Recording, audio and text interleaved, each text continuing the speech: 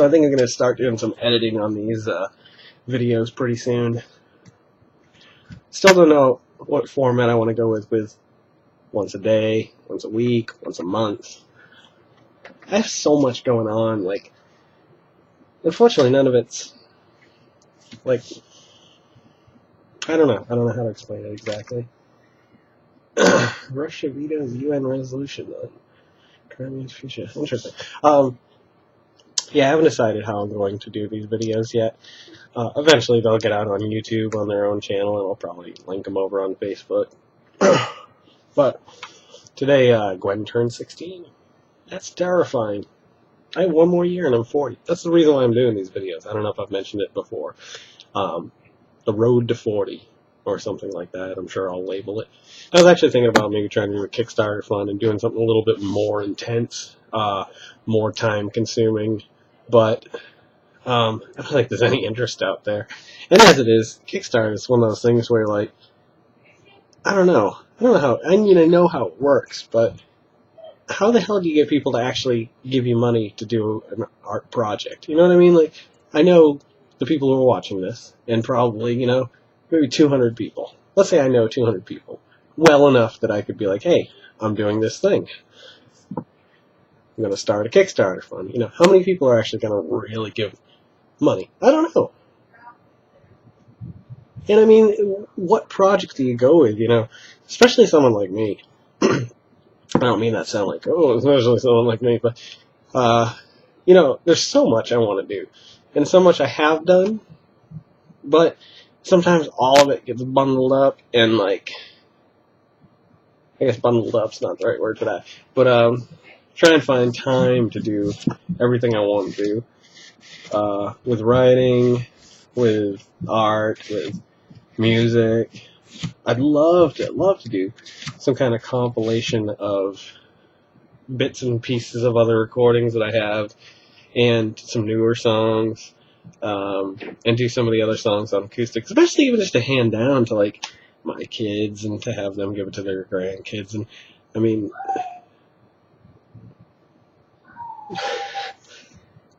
to someone else's family, it probably means nothing. Like, somebody may find a Lunch Meat Circus or a Gray Shine CD now and just be like, who the hell is this? Or somebody's kid, for that matter. And, you know, whatever. That's not a big deal. That doesn't bother me. I've given up that part of the ego. But, I just think it's, yeah, just for, you know, that whole immortality thing creeps up on you each and every year that passes by. I mean, when you're 20, you know, you are immortal. You're going to live forever.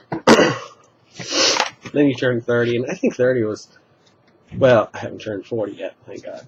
But in a year, I bet you if you asked me if 30 or 40 was higher, I'm betting 30 was. 20s was something, you know, no one appreciates where they are, when they are, who they're with at the time in their lives. I don't think enough. Like, until you realize that you're gonna die. Like, the lights are going out, man. You know, no matter what you believe happens afterwards, it doesn't really matter. Like, this life is going to end. And, I mean, I've always known that. I mean, as a child, I believed in things that it made it irrelevant, you know, because I was going to live forever. I was going to, you know, meet up with my homies in heaven. We're going to hang out. And I don't necessarily believe that specifically anymore. I don't know what I believe anymore, to be honest, but I certainly don't believe in the biblical creation story or anything like that. I don't know if any of you really care. But Sam Harris, he's a very angry atheist, but he brings up some valid points in a letter to a Christian nation, and it's a good door opener for anybody who's on the fence and wants to learn a little bit more about that. And I'm not even saying I'm an atheist, to be honest. I just don't know what. I just don't think what I was taught growing up is definitive. You know, it's stupid. It's stupid. It is dumb. There we go. It feels really good to say that out loud. I talk to Carol about it sometimes, but she's never been like a believer in ghosts or anything, in afterlife or anything like that. And it's tough for me to, like, like talk to her about it sometimes. It makes for interesting conversations because, being on two sides of the fence growing up, oddly enough, raised by two. It's weird. You probably all know her story. Anybody who's watching this. Carol was raised by her dad, who was obviously, conservative Christian, Baptist. And my mother, my father was a Baptist minister, who I didn't really get to know much. He died when I was 7. But I was raised by my mother, who was, I don't want to say conservative Christian, I'd say liberal Christian, or at least independent, borderline. I don't know what the term is. I can't think of it off the top of my head. But these conversations are fun, I tell you. They go off on tangents, but if you're into, maybe I just need some medicine for this or something. But trying to stay on course sometimes. So I'm going back to my 30s, turning 30. And now I think I'm turning 40. I'm starting to just realize every day, you got to make something of every day. I'm not saying make every day a miracle that changes your life, but do something to make yourself a better person for everyone else around you, your family, and stuff like that. And I've been trying to do that because I've had some dark days, man, ever since. I don't know if I want to get into that yet. So, but yeah, when you realize you're doomed, you're done for, your perspective changes a lot, I think. Now I'm thinking of inking. You know what? That's another thing that's changed, too, with this new way of thinking. I finish drawings, no matter how bad they are. That's not true. If I went back through this, I'm sure. Yeah, that's not finished. I consider a drawing finished, because I may never have inked that. I don't know who this is, what he's up to. I wanted to have a shocked expression, but I still feel like everything's so tight when I draw, and it's, stiff. That's the word I'm looking for. But if I draw something that I really like the pencil of, I'll scan it in and keep it that way. Normally, though, I've just been inking right on, whatever I've drawn. I've learned to draw less. This one is not one that I drew less. This one, like the hair, for example, I shouldn't have gone that crazy. I actually prefer now that I feel more comfortable drawing hair, or not this hair isn't even that good, but I feel really comfortable now doing more in the ink. Like sometimes I don't even draw the hair anymore. I'll go back and add pencil afterwards just to shade it, and it's a miracle. Let me see if I can find something. And then this is Batman. I don't think I ever scanned or put that in. It came out pretty good. I've been trying to just do con sketches, if you know what I mean. Like, if you ever gone to conventions and you go and you bring your sketchbook to somebody, I've never done this, but I watch a lot of videos of people sketching and stuff like that, because I don't know a lot of people that draw. I'd love to have people to draw with, once a week or once every other week. That'd be fun, I think, because you learn so much more. I remember back in high school, man, focus, young Padawan. In high school, we had these 8 or 10 desks, 1 on each end and 4 on each side, and you could look across. I think Frank Lewis was here, Lisa Betty, maybe? Dan was on the end. No, he was down the other end. Man, that'll be a fun video to talk about those days. Obviously high school is just stupid and it sucks and blah, blah, blah. It's fun for the most part, but I'm not friends with more than 2, maybe 3 people from high school. Actually, I'm friends with people that I was not friends with back in Massachusetts more now than I was when I was there. It's really weird because, 9 minutes. I'll go 15 minutes and we'll cut it there. I think that's a good idea. Just gotta keep an eye on that clock.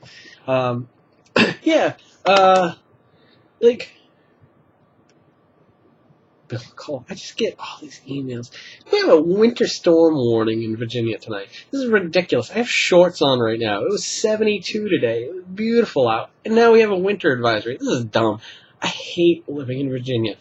It was fun from an explorer's point of view for the first 5 or 6 years.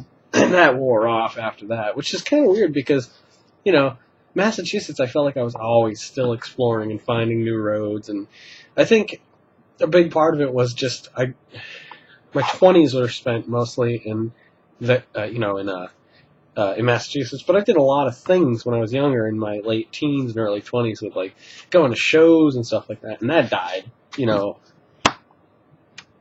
97, 98, right around there. Yeah, I became a homebody, which I kind of regret now. And, I don't know why, but I preferred staying home. Okay, back to high school. But when you're drawing in a situation like that, it's kind of neat because you see other people's strengths and other people's weaknesses, and you can help people as well as be helped yourself. I won't say that high school years I grew the most artistically. I'd say that's been like the last 2 or 3 years, to be honest, because I just do it more. And I hugely regret not drawing every day from high school on. But when I got into music, I think that kind of took over, and learning to play guitar and play it, fairly well. That takes a long time. So that's funny because I think it's 16. It was Christmas, and I got this black guitar, no name, wouldn't stay in tune, whatever, with built-in speaker at Toys R Us for like $100, and I was ecstatic because I had had a few acoustic guitars from. I said when I was about 6 or 7, I got my first guitar, and my hands just hurt so hard trying to play it. We had a neighbor next door he'd just sit out on the porch and play. I remember that, and it was weird because Taunton was a different place then. And when I say that I hate Taunton, it's not that I hate Taunton now. I mean, that I hated Taunton as a city, but I remember it briefly in the 70s and more obviously in the 80s. But I remember trees lining the streets and neighbors playing guitar, and you just go over and sit down and listen, and that's how it was. Like, and I'm not saying that the internet, I mean, Facebook's fantastic. It's a wonderful thing to like just see Greg Hawtrey post his new, profile picture. It's a perfect example right there. He was somebody that we started to become friends. I felt like I was a little different than him. Like, his sense of humor was, well, as you probably know, is a little different than a lot of people's. And sense of humor is usually how I connect with people. That's the first thing, is laughing, joking, being stupid. If you can be stupid, you can probably be my friend, because it probably sounds terrible for all the people that are my friend. All right, 12 minutes, 13 minutes. But he's a great example of that. Like, I feel like more comfortable and more natural talking to him now online, which isn't common, but like every now and again I'll send him something that reminds me of him, or something like, he was in a picture recently that I scanned in. That's a fun thing, I will say, about the whole Throwback Thursdays and all that. Like, that's kind of neat. That's cool. I'm glad that people are getting into that. Like, I'm not really into it, but I've enjoyed posting, older photos that I've found. I've got,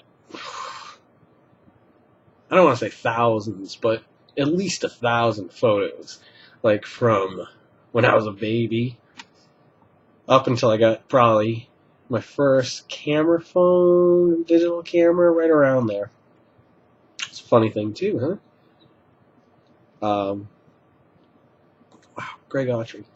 Yeah, so just Facebook and the internet brought me closer to people. That Kyle Dole, we've been talking about Facebook back and forth, and like we never really talked too much back then, but I always thought he was a funny guy, somebody that reminded me of somebody I like hanging out with. But it just never happened. Isn't that a funny thing, how like friendships never happen sometimes, and they're so close, they're like one step away from everyone you know? I don't know. I'll get about 30 seconds here. So I'm going to ink and draw Mr. Number 4. He's a coach. Yeah, he's a little tubby. That's why he's a coach. He had an injury back in college. Left knee injury. Took him out of the game, but he proved that his coaching skills were pretty good. So he went on to coach in high school. And then he died at the age of 45. Had a heart attack. There's immortality right there. Let me bring it full circle for you, right where we started. people just die sometimes. Like, healthy people that you talk to, or somebody maybe you even know really well. Thank God something like that has never happened to me. The only exception would be maybe, Brian and May, but we weren't close. Like, if I had a friend, like, that I talked to on, a weekly basis even, just drop dead, like, that would shock me. But it happens. Like, I read about stories where it's just like, the guy was healthy, must have had a heart attack in his sleep, and just boom, dead. I don't treat my body very good. I'm not gonna sit here and make excuses. I need to stop eating so much at night. That's my biggest problem. But I also need to probably maybe cut down the drinks. Not saying there's a problem there. I'm just saying that there's a lot of sugar, and that's probably not helping either. But funny thing is, I noticed this. I'm gonna share this with you before I let you go. I noticed I didn't feel or I didn't look comfortable in the mirror was the other day. And I've had these on and off like over the last 4 or 5 years. I dropped like 35 pounds once I think it was after Corey's wedding, I think it was. I had already started losing weight before Corey's wedding because I tried to lose more, but immortality to not feeling good in your own skin. Funny thing. Yeah,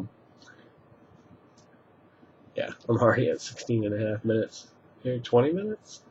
I could keep going and going. I'm not going to end up drawing tonight. I don't think that's a bad thing, because I'm enjoying this. I'm enjoying talking. It's a little therapeutic, I guess, just speaking things that go through my head on a daily basis. I started filming in my car, actually. I had a mount that stuck to the windshield. I paid like $3 for it, and it broke, obviously.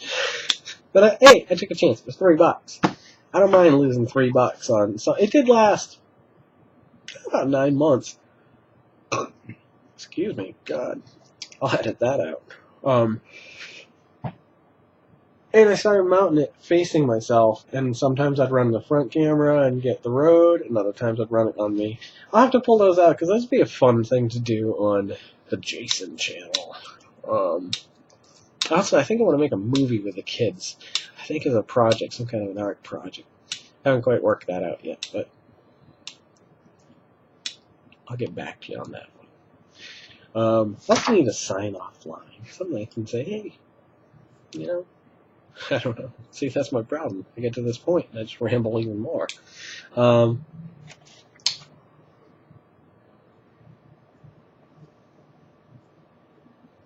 I guess I got nothing else to say right now. If I think of something else, I'll do another recording. Alright, you fuckers.